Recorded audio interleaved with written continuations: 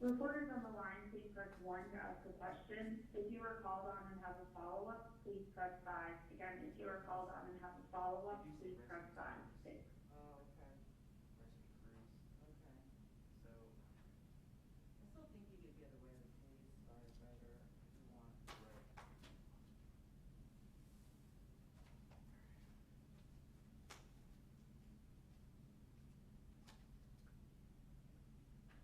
Um, so, in order to avoid any awkwardness, Uh-huh. I will turn. So that you're Okay. not like, do I go up, go up? I will literally press watch and I'll do this. And then just Okay. turn them up. This is a little bit different from like where we do regular stage interpreting, where you come up and stand behind and like lightly touch them and then slightly step out of the way. This one, in order, because when we first started, it was like, Yeah. oh, oh, yeah, no, okay. So we just have to figure out, look, I'll be there. Okay. You come down when So you're ready. you want me to go there about 18, 20? Yeah, around 18 or 20. So, yeah. If they're just, this is a little bit longer. Yeah. If they're just, and they haven't even gotten questions yet, and it's 20, Yeah. then likely whenever he says, all right, we'll take questions, I may be like, all right, I'm ready to go. Yeah. We'll see. Or I may be like, okay, let me do the first question. And then, Okay. but yeah, How about about this? 20. If I'm standing there and you're not ready to switch, Right. don't feel any restriction. Yeah, and that's what I do. Never I'll ever just wait for you to turn it Yeah. and I will not be offended then.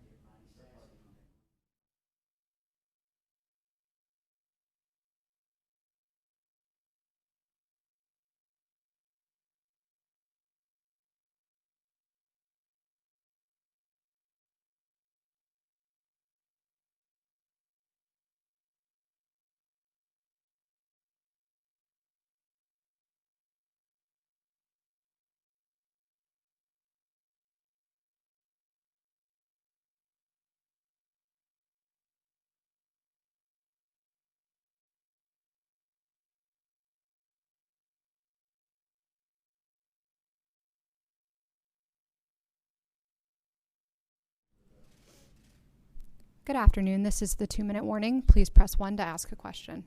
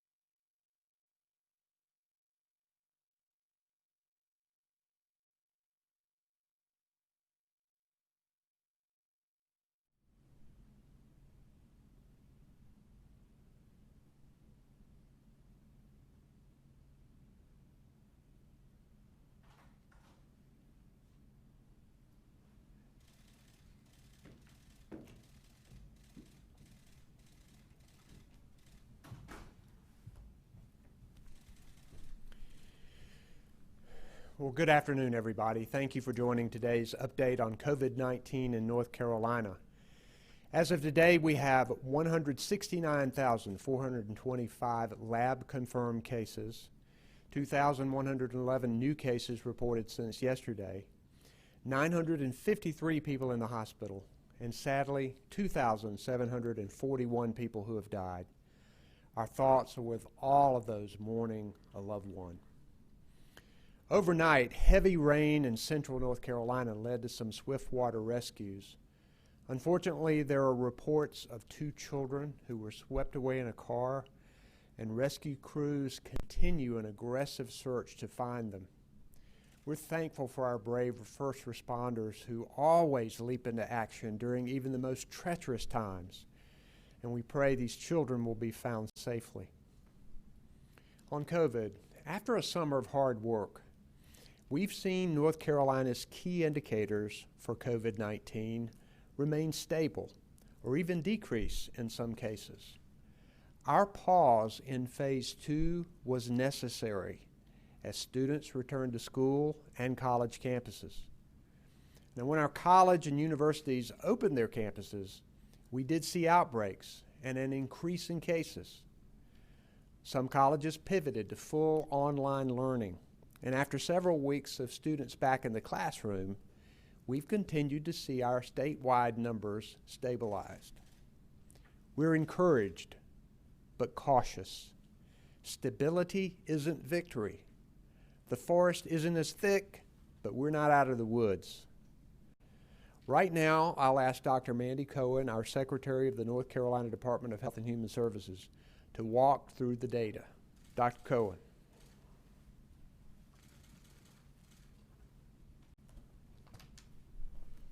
Well, thank you, Governor. The past 6 months have been difficult, and the summer was no exception. Throughout June and in the beginning of July, we experienced our highest levels of community transmission, cases, and then hospitalizations. But thanks to the hard work of North Carolinians, especially with wearing face coverings, we saw those trends stabilize and begin to move downward. While the back-to-school season provided new opportunities for the virus to spread, and we did see outbreaks at our universities, our overall metrics show signs of stability. Your hard work is having an impact, and we must keep working together to continue this progress. Now, as a reminder, we look at a combination of trend metrics. We look at COVID-like syndromic cases, lab-confirmed cases, positive tests as a percentage of total tests, and hospitalizations. No one metric can tell the full story of viral spread in North Carolina. Okay, so let's look at the graphs. This first graph looks at people who come to the emergency department with COVID-like symptoms. This is the most timely data we have, and it's our earliest detection mechanism. Taking a look at the yellow line, you can see this trend has now been declining for over a month. That's an encouraging and very positive sign, although you can see that that trend remains high above its baseline. Next, we look at laboratory-confirmed cases. This first graph gives you a look at the trajectory of new cases each day since we had our first case back in March. Focusing on that yellow line, you can see that our highest peak of new cases was back in mid-July, and then the trend had been decreasing. In mid-August, we saw an increase in new cases among 18 to 24-year-olds when colleges and universities opened. And while young adults are at less risk of severe illness or needing hospitalization, they can still spread the virus. So we're watching this trend really closely. But let's zoom in to get a better sense of the current picture. Okay, so now you're seeing lab-confirmed cases just since July 1st. So on this graph, we again see that yellow line is highest back in mid-July when we had our peak of new cases. Then the yellow line trended downward. In mid-August, that line ticked up when the colleges reopened. You can then see the yellow line floats back down, and our cases are stabilizing over the past 14 days. But our new cases remain at a level that is too high. Today, we have over 2,000 new cases. So whether you are a college student or not, we need us all to focus on the 3 W's and slowing the spread of the virus. Okay, now we look at the percent of tests that are positive. Looking at the yellow line, you can see that that percent of total tests that are positive has remained stable. While stability is a positive sign, I still want to see these numbers down to 5% or less. Next, for hospitalization from COVID, you can see that the yellow line is trending down, which is a positive sign. Our hospitalization numbers have been on the decline since they peaked in late July. And while we still have an elevated level of hospitalizations, we continue to have sufficient hospital capacity. Okay, so here's where we are. Our surveillance data is declining, though it remains elevated, so it gets a yellow line. North Carolina's trajectory of lab-confirmed cases is stable, but the number of cases per day remains high, so it gets a yellow line. North Carolina's trajectory in percent of tests returning positive is stable, again, gets a yellow line, as we'd like to see this number at 5% or below. And then North Carolina's trajectory of hospitalization is declining, but is still elevated, and we continue to have enough hospital capacity. This also gets a yellow line. Now to our capacity indicators. You'll notice testing gets a sideways arrow. We have testing capacity in our state, and people are getting test results faster, averaging about 2 days. However, fewer people are getting tested. So I want to remind folks that anyone who has symptoms or thinks they may have been exposed should get tested. There are supports available to help people who may face challenges in being able to miss work or safely stay at home. For contact tracing, we continue to hire contact tracers to bolster the efforts of our local health department, and our PPE supplies remain stable, and we continue to distribute PPE across the state. So as we've taken steps forward, as we are going to take some steps forward today, it's important to remember that moving forward doesn't mean letting up. It's the actions of all of us that have gotten us to this point, but letting up on those preventative actions, especially the 3 W's, could erase all that progress. Later this week, I'll share our new public health campaign that will share why North Carolinians are getting behind the masks, so stay tuned on Thursday. And as flu season approaches, there's another preventive measure I'm going to urge all North Carolinians to do, and that's get your flu shot. Flu can be serious, sometimes deadly, and this year, with another dangerous respiratory virus spreading at the same time and our medical system already working overtime, it's more important than ever to avoid getting sick by getting your flu vaccine. The unfortunate truth is that this pandemic is not yet over. While we're all forced to live alongside this virus, we can all take simple actions that will allow us to keep taking steps to protect our communities, reignite the economy, and getting back to the things we love. Those actions are the 3 W's: wearing a face covering over your nose and mouth, waiting 6 feet apart, and washing your hands often. That's wear, wait, and wash. Thank you, Governor.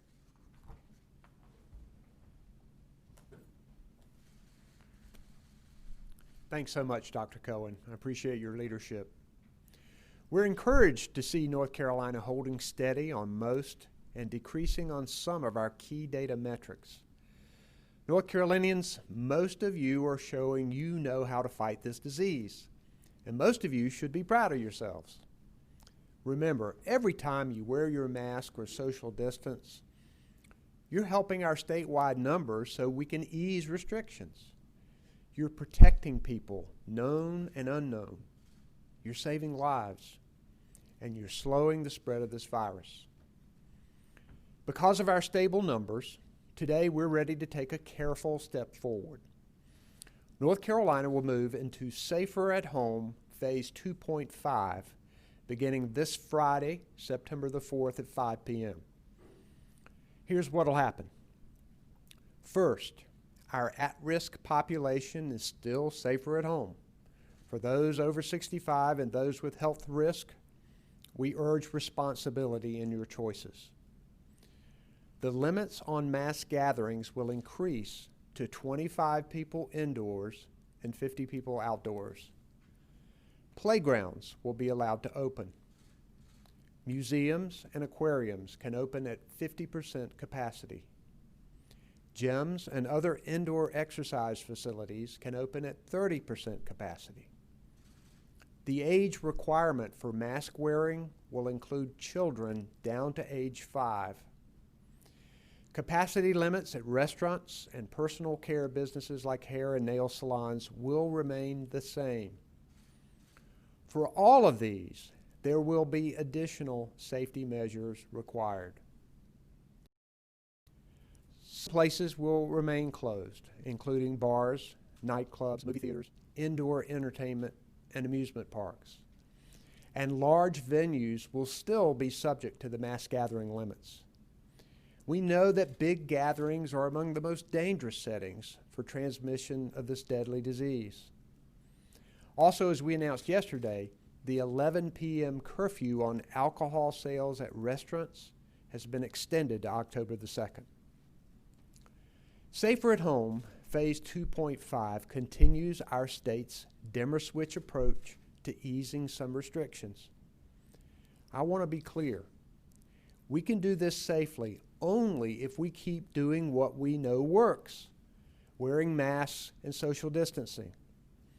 Moving to Phase 2.5 means that we can safely do a few more things while still fighting the virus as vigorously as ever.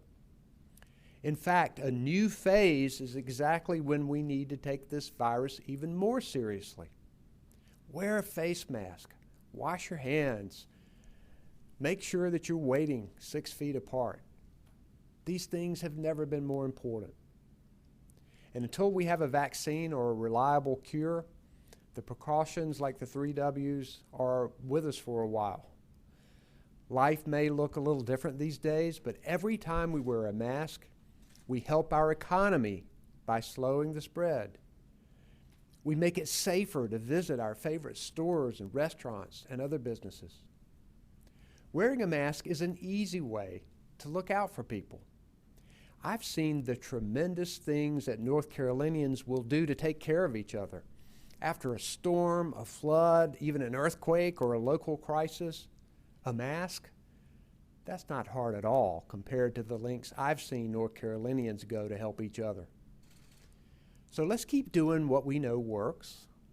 Let's stay strong and let's beat this virus. I know we can, and I know that we can come out stronger on the other side.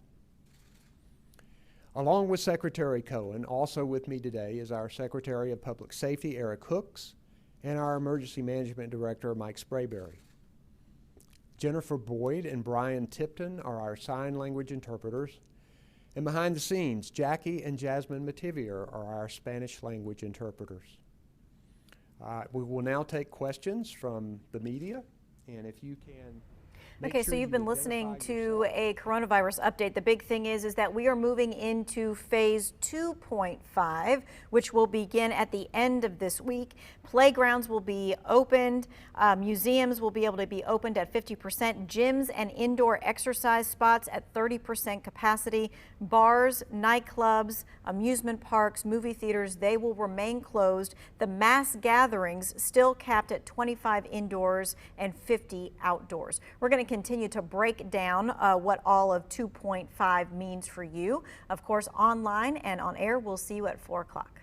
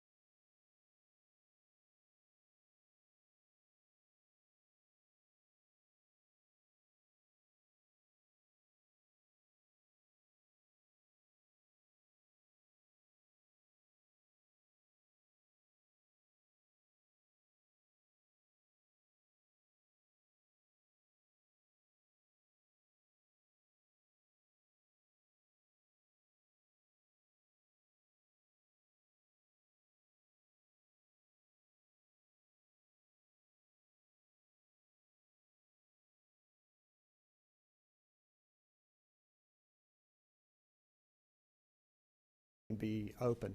Dr. Cohen, would you like to say a word or two about the gyms?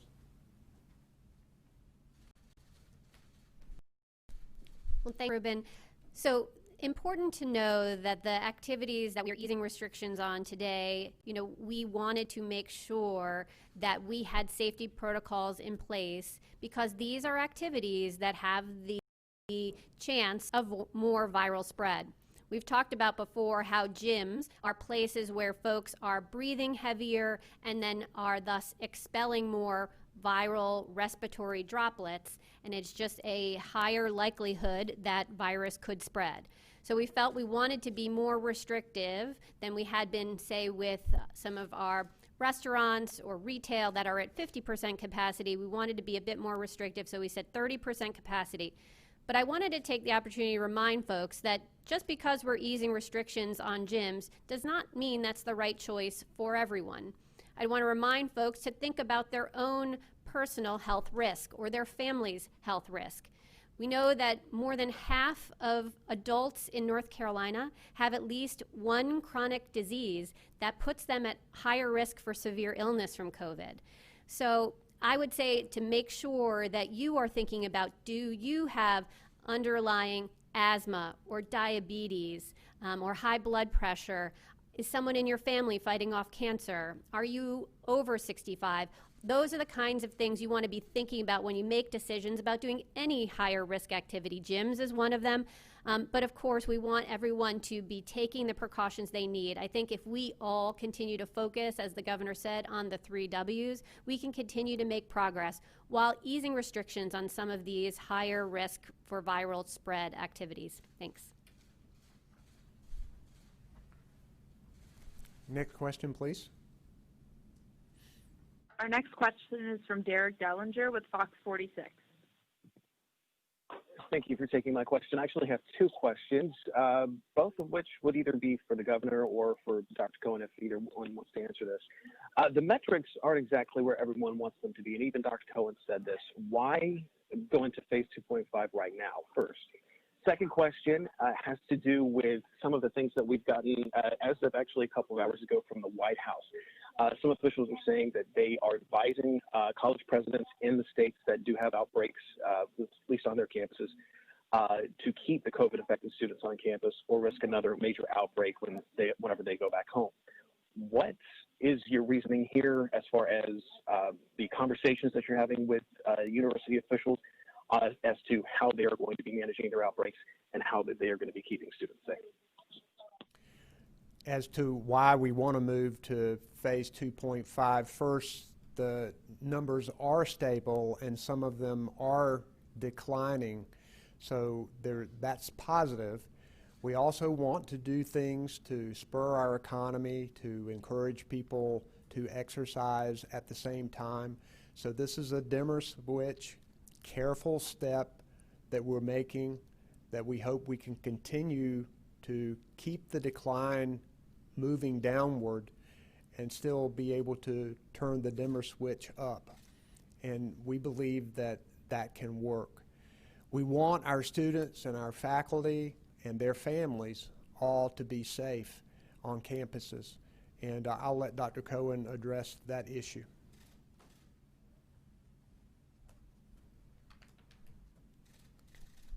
Thank you. So on the first issue, I want to remind folks that you need to look at all of the metrics that we consider as we make decisions. As I went through earlier, if we look at 4 metrics, we see some positive signs in those, particularly in our early surveillance data. The fact that that has had a steady and decline for over a month is a very encouraging and positive sign. The fact that our hospitalizations are declining, that is a very positive sign. The fact that our percent of tests that are positive has been very steady is a positive sign. I think we do need to watch our cases closely, and it speaks to your second question about our university campuses. I think we need to work with our universities, and I know they are working hard to step up the work to both enforce the executive orders on and off their campus. As far as keeping students on campus if they're positive, that is very much in line with our guidance. When we work with our institutes of higher education, one of the things that I've articulated to them personally myself is about having students who are positive or are exposed staying on campus. We want to make sure that virus is able to be contained and that it doesn't go into the community. Now, if a student and family does want to take their student home, we understand that, but then we want to make sure that they know the risks and are taking all of the precautions that they need to. We don't want a student to go home to their family, back to their parents who are older, may have chronic conditions, spread the virus there and get their home sick or their community sick. So we are very much in line with the guidance that was articulated about wanting to keep students who are positive on campus until they're able to be well again, so in order to contain the virus. Thank you. Thanks. Next question, please. Our next question is from Rebecca Martinez with WUNC. Hello, Governor. It's Rebecca Martinez from WUNC. The North Carolina Supreme Court is considering a lawsuit by owners of bowling alleys who say they should be allowed to reopen. Are they being allowed to reopen under Phase 2.5? Yes, they are allowed to be open under Phase 2.5 with certain restrictions and 30% capacity. And this is part of the indoor exercise movement forward that we're making with this Phase 2.5. Next question, please. Follow-up, Rebecca Martinez, WUNC. Thank you. It's Rebecca again. This is a question for Secretary Dr. Cohen. I understand that the number of children who've been diagnosed with NISC has risen to 25. I'm wondering, how are those cases being tested or diagnosed? What screening information should families with kids who have COVID-19 bear in mind? Rebecca, thanks for that question. First, I want to say that this multi-inflammatory system in children that we are seeing related to COVID is very, very rare. As you're saying, 25 cases in this entire time period. So I want parents to be assured that it's a very rare outcome. But what we want to be sure is that when your child is having symptoms of fever or cough or having any unusual symptoms, that to get in touch with your pediatrician, because it is the pediatrician working closely with our department where we go through a criteria to understand, could this be that multi-system inflammatory disease? And again, very rare, something we work through with pediatricians and our public health experts. What I would say to any parent who is concerned about their child's health, make sure to get in touch with your pediatrician as a first step. Thanks.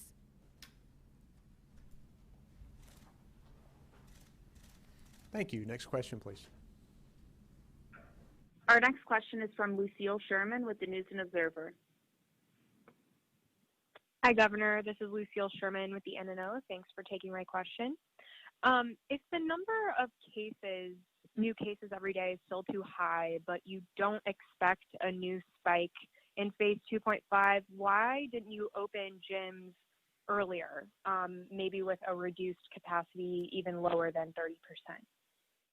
Because our numbers had been stable or declining, depending on which metric that you looked at, for quite a period of time. And in keeping with our dimmer switch approach, we thought that it was time to go ahead and move toward this. We think it's positive movement. We think it can help to boost our economy in a safe way. And we believe that we had put like 6 weeks on this last order, and we felt like that we were at a point where we could go ahead and do what we were planning to do and make it effective as of this Friday. Next question, please. Follow-up, Lucille Sherman, News and Observer. Thanks. I've noticed quite a few gyms opened sort of despite the orders anyway. Why not invest more time in enforcement of that if many gyms were opening before you allowed them to open with this order? Well, first, a lot of businesses are obeying the law, and we appreciate that. one of the exceptions that allowed gyms to open even under the previous order was having the doctor approve exercise at an indoor gym for one of their customers. So a number of gyms were open to handle that traffic of people who were getting notes from their doctors, so some of them were open. But we expect the businesses to obey the rules. I think this is important not only for their customers, but for their own staff to make sure that they obey these rules. And we expect that they will going forward. Next question, please. Our next question is from Richard Craver with the Winston-Salem Journal.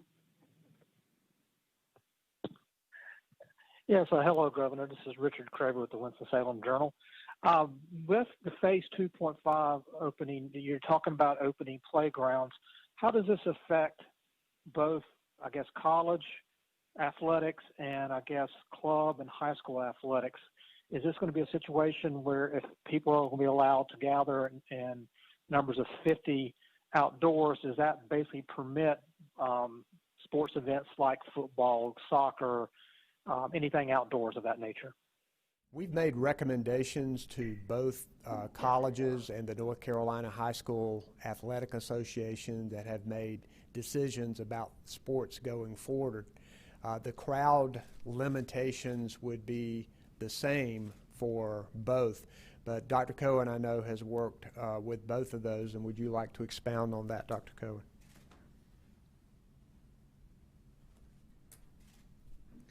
Hi, Richard.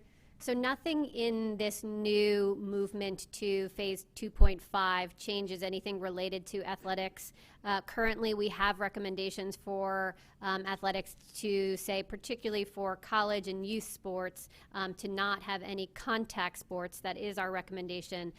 What the governor was mentioning is in terms of spectators at those sports. So if you were having, for example, a tennis match, which is a non-contact sport, you can now, according to mass gathering rules that have now just been extended, could have up to 50 people at, as long as they were social distance, hopefully we're wearing masks, could be outdoors watching something like that.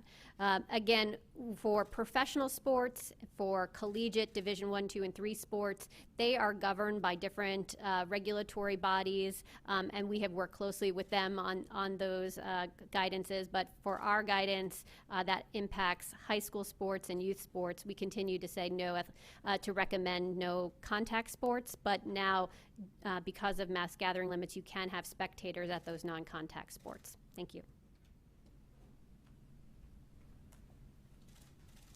Thank you. Next question, please. Follow-up, Richard Craver, Winston-Salem Journal.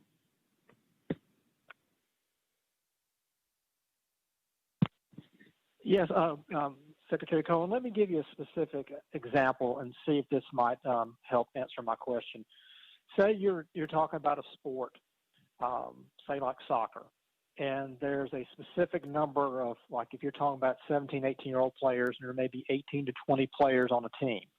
And then by the time you add coaches in, and referees and things like that, you probably are getting pretty close to that 50 number.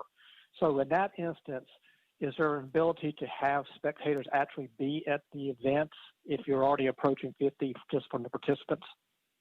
Thanks for that. Yes, we have considered the folks who are playing on the field different from the spectators, so that you wouldn't have to count the players against the spectators. But I think more importantly is the example you gave for soccer. It is a contact sport, so that would be high school contact sports, which again, we are saying that we do not recommend those at this time, particularly since we're seeing the vast majority of our schools and our high schools aren't even having in-person instruction.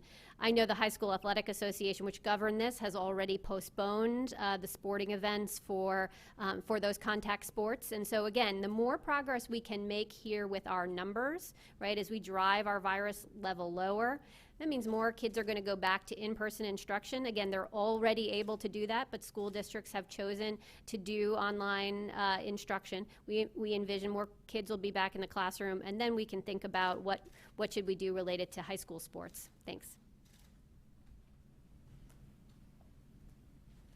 Next question, please. Our next question is from Travis Fain with WRAL.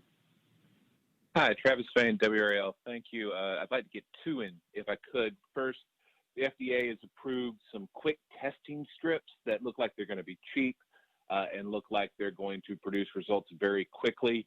Are we ordering those so that when will we start to see those impact us here in North Carolina? And also on the nursing home change, I just want to be clear, this is the first time since March we're allowing visits at nursing homes, but they have to be outdoors. I want to make sure I'm understanding that correctly. And then also ask, why not allow group activities at those homes if they can be outdoors and socially distanced? That's the way I read the order, that it allows visits, but not the group activities. Thank you for that question. First, we want more testing if it is affected, and these quicker tests can be used for certain things like screening, which we think could be a positive thing, and I'll let Dr. Cohen talk about the specifics of that. As to nursing home visitation, we know that this separation has been so hard for families. We also know that it's important to protect nursing home residents and staff from the virus. And I think Dr. Cohen will step up and outline to you very specific steps that would be taken for outside visitation in order for people to be able to see each other in a safe way. And I'll let Dr. Cohen address both of those issues. Hi, Travis. I think you were referring to the new Abbott rapid tests that were just approved last week. Our understanding is actually the federal government has bought up the supply for the next several months of the Abbott tests, but they are sharing with us that they're going to be allocating those to the states. We're trying to still get more information on how is that allocation going to work, how many is coming, and then how would we distribute that here within North Carolina. So I think still a lot more to learn there. And again, another tool in our tool belt in terms of testing. As the governor said, we want to increase testing. If we can get faster, rapid results that are accurate, that is a good thing. But I think still want to do some more understanding of what is actually going to come here to North Carolina, and then how do we distribute those. Those tests still need to be administered by a healthcare professional in a lab setting. So we do need to work out logistics of who's going to get what here in North Carolina. So stay tuned as we learn more from the federal government on that. And as far as skilled nursing facilities, you are right that we are moving forward with outdoor visitations at this point. We were allowing outdoor visitations for other long-term care facilities, but we had not allowed that yet at skilled nursing facilities. As you know, those are folks who are our most medically frail, and we've been working very, very hard to protect them at this very, very challenging time. We know this virus can attack those who are medically frail and be very severe. So we've been trying to find this balance of protection, but also recognizing that this visitation is part of leading a full and complete life. And so we are trying to find that balance here with allowing for outdoor visitation. And I think we want to take this one step at a time. So we want to facilitate these outdoor visits with families. We interact with advocates and families and the facilities all the time, and then we hope to be able to think about what could we do next. But let's take one step at a time to make sure we can continue to keep the residents of our skilled nursing facilities safe and to keep the virus out of those settings. Thank you.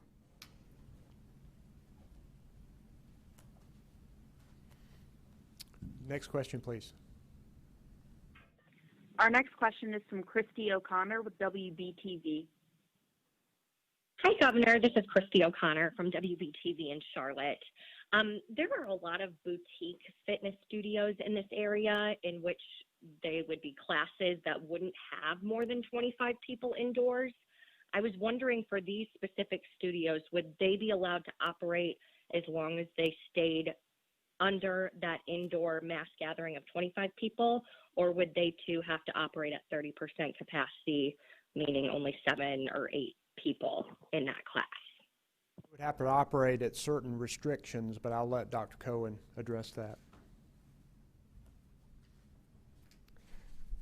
Hi there. This is going to depend on physical layout of some of these dance studios or yoga studios or other indoor fitness. So I would say we should follow up offline with our teams in our guidance, our specifics around what does 30% mean. Sometimes that has to do with the fire code capacity. Sometimes that has to do with number of people per the given space. So it would depend on the particular physical layout. What I would encourage folks to do is for those kinds of indoor group activities, you want to make sure that you're going to be able to space out, right? You're going to want to have extra space between folks. So operating at maximum capacity is not what we want here. We want folks to take the precautions that they need, keep each other safe, and make sure that we are all making good decisions personally. Again, just because we are opening gyms and indoor fitness, that might not be right for everyone. So again, I encourage folks to think about their own personal health risk, their family's risk, in terms of how they're making decisions about what to participate in. Thanks. Thank you. Next question, please. Our next question is from Kate Martin with Carolina Public Press. Good afternoon, Governor. This is Kate Martin with Carolina Public Press. On the streets of many college towns around the state, groups of students are congregating in party buses where they drink alcohol in close proximity without masks. Is this legal under the state's current executive orders, and if so, why? Well, first, the mass gathering limitation would apply to college students whether they are on or off campus, and we want to discourage that. Secondly, we want people to be wearing masks and to be social distance. And in order to do that, it'll help us slow the spread of the virus. And we are encouraging our college campuses, those leaders, as well as local law enforcement in those college towns to enforce these orders. We think it's probably more important than ever that they do enforce these orders in order to slow the spread. Would you want to add anything to that? Next question, please. Follow-up, Kate Martin, Carolina Public Press. Hi, Governor. With all due respect, you didn't really answer the question as to whether the party buses are legal or not under the current executive order. Thank you. So it would depend on how many people are there, whether they were wearing masks, whether they were social distancing. We want them to abide by the mass gathering limits. There may be local ordinances on whether you ought to have alcohol in a certain place. It would depend on the specific circumstances. Next question, please. Our final question today is from Eric Spanberg with the Charlotte Business Journal. Governor, it's Eric Spanberg in Charlotte. You went over some of the crowd limits and some of the youth and high school sports Dr. Cohen did. I'm curious, this week the Carolina Panthers announced they would not be able to have fans at the home opener next week. For college and professional spectator sports, what specific criteria does your administration have in mind to determine when it will be safe for spectators to attend sporting events again?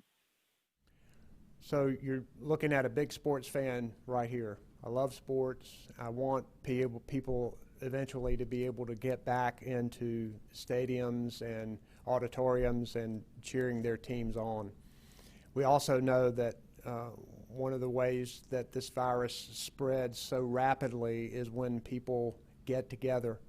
So the idea is right now that even though these teams can be allowed to play, and the referees and whatever support staff that are needed for the teams to be able to play, we are going to keep the fans to the mass gathering limit in order to be able to slow the spread of the virus. We're going to have to look at our trends and indicators as we go along to determine when that might be possible.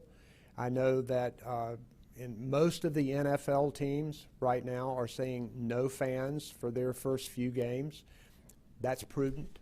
And so we're hoping that as we make these decisions going forward, that we can continue to do those things that we need to do with wearing face coverings and social distancing and washing hands in order to drive the virus spread down so that we can do more of that. thank you all for being with us today, and stay safe out there, everybody.